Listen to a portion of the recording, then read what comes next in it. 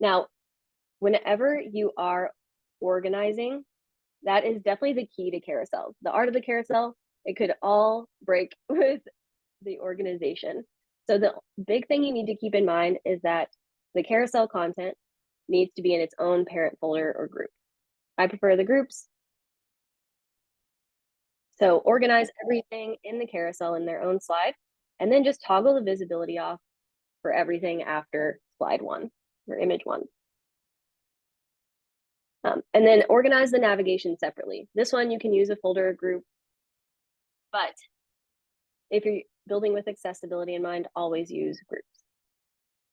So organize navigation separately. We don't want that in the carousel. Otherwise, the navigation can get lost when it cycles through, and that can break it. So navigation's on its own, slides are on their own. And then you're cooking with gas. You got your carousel.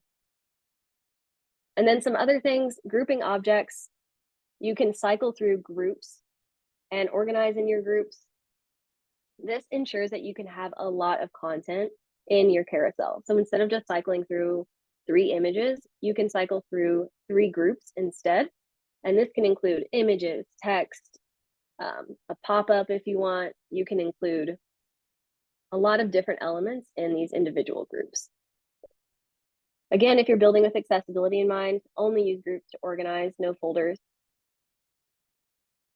And then from here, make sure your visibility is just toggled off for the other slides. It'll do the magic on the back end and show them, but we just want to make sure your first slide is showing.